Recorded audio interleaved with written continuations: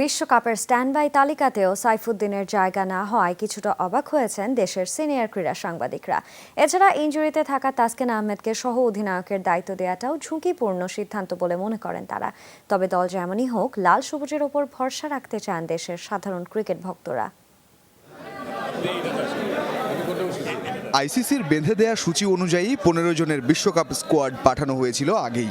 অপেক্ষা ছিল আনুষ্ঠানিক ঘোষণা আর শেষ মুহূর্তের রদবদলের। মঙ্গলবার ফুরলো সেই অপেক্ষা।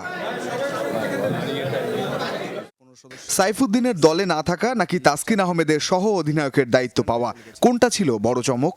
আমার কাছে চমক সবচেয়ে বড় লেগেছে যে তাসকিন আহমেদের ভাইস ক্যাপ্টেন হিসেবে অন্তর্ভুক্তিটা।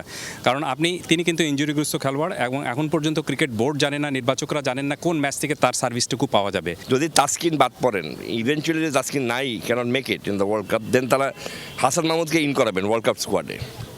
তাই সাইফুদ্দিনকে আর স্কোয়াডে রাখা হয় না, 17 জনে আরেকজন আফিফকে রাখা হয়েছে আর কি। এই কারণে সাইফুদ্দিনের বদলে কেন আমেরিকার বিমানে উঠবেন তানজিম সাকিব, সেই প্রশ্নের উত্তর তো দিয়েই দিয়েছেন প্রধান নির্বাচক গাজী আশরাফ হোসেন লিপু। তবে সেই উত্তরের পক্ষে বিপক্ষে কি বলছেন দেশের সিনিয়র ক্রীড়া সাংবাদিকরা? They are very data oriented. Tanzim সাকিবের প্রতি তাদের একটা বিশ্বাস আছে, his commitment towards the team. তার অ্যাগ্রেশনটা হয়তো they were missing in Saifuddin. আমার ভোট কিন্তু সাইফুদ্দিনের পক্ষেই ছিল। তার কারণটা হলো যে সাইফুদ্দিন কিন্তু আপনি বিপিএলে দুর্দান্ত পারফরমেন্স করেছিলেন এবং তার চেয়েও বড় বিষয়টা হলো যে টি-20তে আপনি কিন্তু অলরাউন্ডারের ভূমিকাটা অনেক বড় হয়ে থাকে।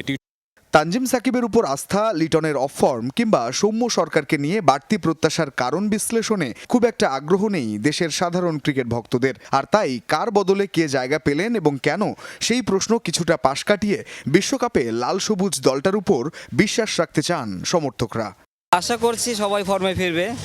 সৌম্য সরকারও আশা করছি ভালো কিছু করবে, লিটনও আশা করে যে ভালো কিছু করবে। গতবারের চেয়ে এবার প্রত্যাশাটা অনেক বেশি, আর যেহেতু সাকিব আল হাসান আছে, মনে করি অনেক ভালো কিছু হবে আশা করি। চেয়েছিলাম তো সাইফুদ্দিন থাকুক, কিন্তু তিনি যেহেতু নাই, এখন কারেন্ট যেই দলটা আছে তাদের দিয়ে আমরা প্রত্যাশা করতে পারি। ট্রলিং না করে তাকে আরও উৎসাহিত করা উচিত, মোটিভেট করা উচিত, যাতে সে পরবর্তীতে তার আরও ভালো করতে পারে। অবশেষে টি-20 বিশ্বকাপের দল ঘোষণা নিয়ে নাটকীয়তা শেষ। ভালো বিকল্প না থাকায় বেশ কয়েকজন দলের সুযোগ পান, বরাবরের মতো এবারও পেয়েছেন। তবে বড় চমক বলতে সাইফুদ্দিনের অন্তর্ভুক্তি না হওয়া। 8 জুন বাংলাদেশের বিশ্বকাপ মিশন শুরু শ্রীলঙ্কার সঙ্গে ম্যাচ দিয়ে। তবে তার আগে বাংলাদেশ দল চলে যাবে যুক্তরাষ্ট্রে 15 তারিখ রাতেই। এর কারণটা হচ্ছে প্রস্তুতি। প্রত্যাশাটা একই থাকছে বরাবরের মতো, পূরণ হবে কতটা সেই প্রশ্নের উত্তরের অপেক্ষা। রঞ্জন শান্ত, যমুনা স্পোর্টস, মিরপুর শেরেবাংলা জাতীয় ক্রিকেট স্টেডিয়াম, ঢাকা।